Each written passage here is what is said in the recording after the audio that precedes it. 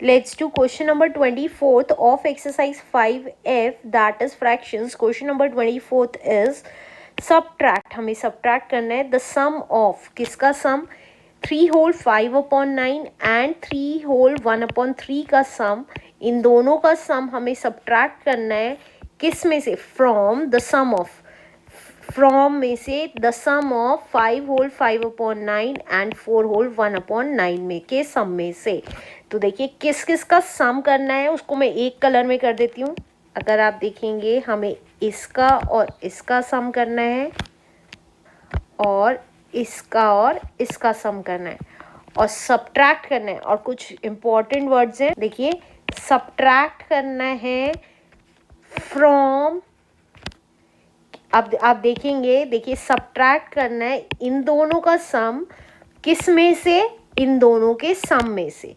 तो जैसे कहा है वैसे वैसे लिख लेते हैं. देखिए सब्ट्रैक्ट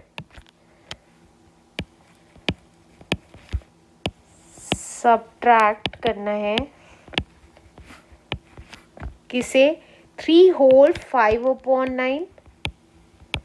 सम कह रहा है तो प्लस लगा देंगे साइन. 3 whole 1/3 फ्रॉम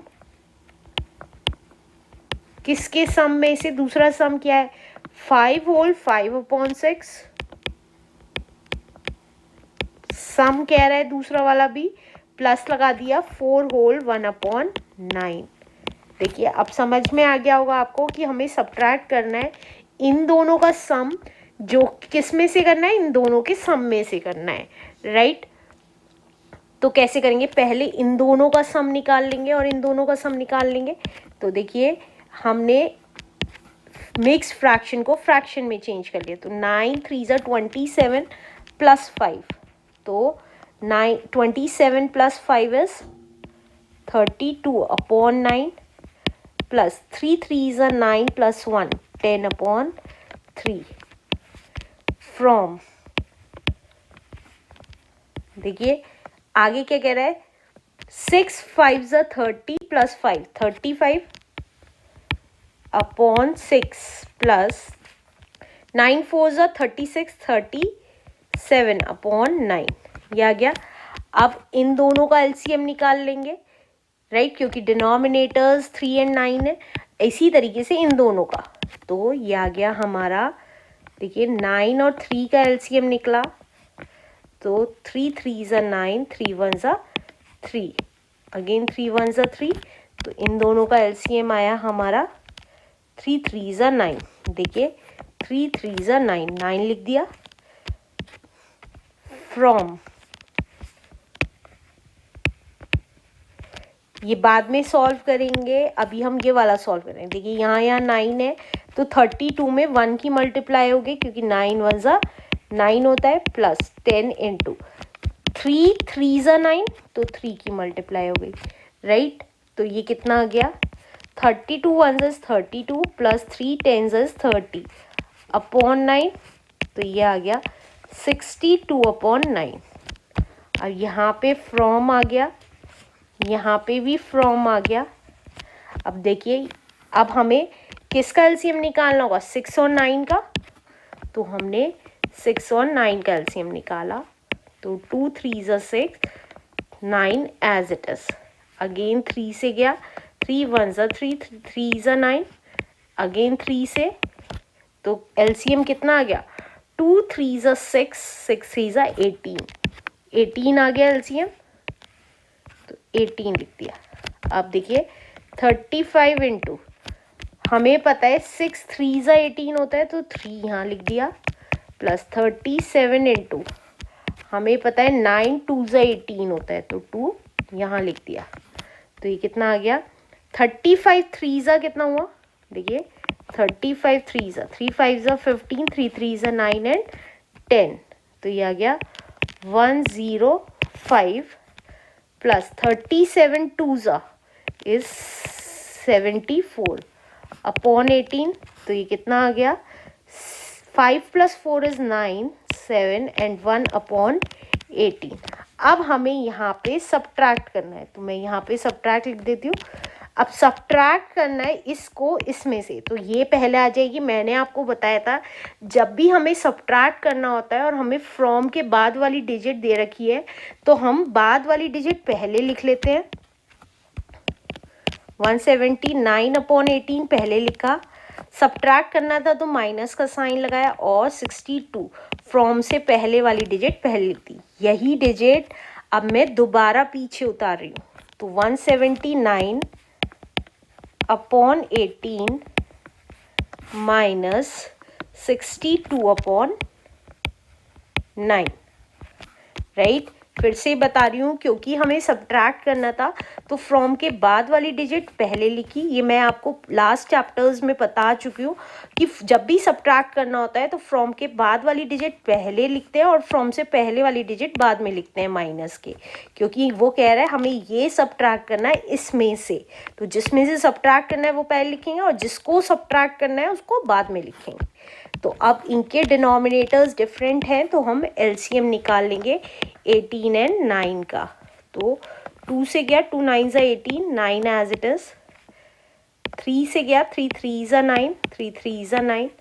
अगेन 3 से 3 1 ज़ा 3, 3 1 ज़ा 3। तो एलसीएम कितना आ गया?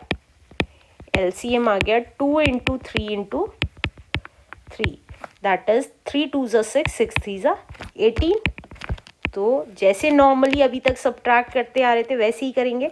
18 एलसीएम आ गया। अब 179, अब देखिए 18 1 ज़ा 18 तो 1 की मल्टीप्लाई, माइनस 62, 9 2 ज़ा 18 तो 2 की मल्टीप्लाई हो गई। तो ये कितना आ गया? 179 1 ज़ा इज 179 माइनस 2 2 ज़ा 4 एंड 2 6 ज़ा 12/18। तो ये कितना आ गया? 9 में से 4 गया 5, 7 में से 2 गया 5/18। अब ये कैंसिल नहीं हो सकते हैं, किसी भी नंबर से नहीं कैंसिल हो सकता है, तो कॉमन नंबर से तो हम इसको डिवाइड कर देंगे। 55 और 18, देखिए 18 3 ज़ा कितना हो गया? 54, 1 बच गया एज अ रिमाइंडर। तो हम इसको क्या लिख सकते हैं? 3 whole 1/18 is the answer. Let's do question number 25 now. Question number 25 is of 3/4 and 5/7 इन दोनों में से which is greater, कौन सा greater है और by how much, और कितना है? तो 3/4 and 5/7।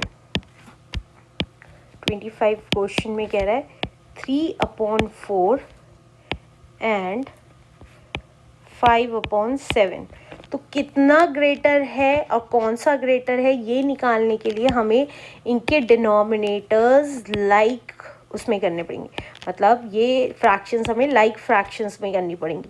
तो कैसे करेंगे? अगर डिनोमिनेटर देखें तो दोनों यूनिक डिनोमिनेटर्स हैं, कुछ भी कॉमन नहीं है, तो हम इसमें ये वाला मल्टीप्लाई कर देंगे। देखिए 3/4 में 7 की, क्योंकि दोनों में कुछ भी कॉमन नहीं है तो 7 ऊपर नीचे मल्टीप्लाई कर दिया। इसी तरीके से 5/7 में 4 ऊपर नीचे मल्टीप्लाई कर दिया, क्योंकि देखिए ये वाला डिनोमिनेटर इसमें ऊपर नीचे मल्टीप्लाई कर दिया और ये वाला डिनोमिनेटर इसमें ऊपर नीचे मल्टीप्लाई कर दिया, क्योंकि ये जिससे कि इन दोनों के डिनोमिनेटर सेम आ जाए, राइट। तो ये कितना आ जाएगा? 7 3 ज़ा 21/28, 5 4 ज़ा 20/28। अब हमें पता चल गया दोनों के डिनोमिनेटर सेम होते ही कि कौन सी वैल्यू बड़ी है। तो अगर आप देखेंगे तो हमारी ये वाली वैल्यू बड़ी है, क्योंकि यहाँ ऊपर न्यूमरेटर में कितना आ रहा है? 21। तो हमने कहा 3/4 इज ग्रेटर देन 5/7, लेकिन बाय हाउ मच? तो कैसे निकालेंगे? सब्ट्रैक्ट करके। तो किसको सब्ट्रैक्ट करेंगे? चाहे आप 3/4 में से 5/7 माइनस करिए या उनकी लाइक फ्रैक्शन में से माइनस करिए, आंसर सेम ही आएगा। तो मैंने किया 3/4 में से 5/7 माइनस। अब देखिए क्योंकि कॉमन नहीं था तो एलसीएम इन दोनों को मल्टीप्लाई करके ही आ गया 28। अब इस 7 की मल्टीप्लाई इस 3 में, इस 4 की मल्टीप्लाई 5 में, तो क्योंकि कॉमन नहीं था इसलिए ऐसा करेंगे। 5 इंटू 4 तो ये कितना आ गया 7 3 ज़ा 21, 5 4 ज़ा 20 अपॉन 28 तो कितना आ गया आंसर 1 अपॉन 28। तो ये वाली वैल्यू कितनी बड़ी है इससे 1/28। अब चाहे आप इन दोनों को भी माइनस करते देखिए क्योंकि डिनोमिनेटर सेम है ऊपर वाली वैल्यू आपस में माइनस कर दी यही आ गई है यहाँ पे भी तो तब भी 1/28 ही आता। तो किसी भी मेथड से आप सॉल्व कर सकते हैं। This is the answer.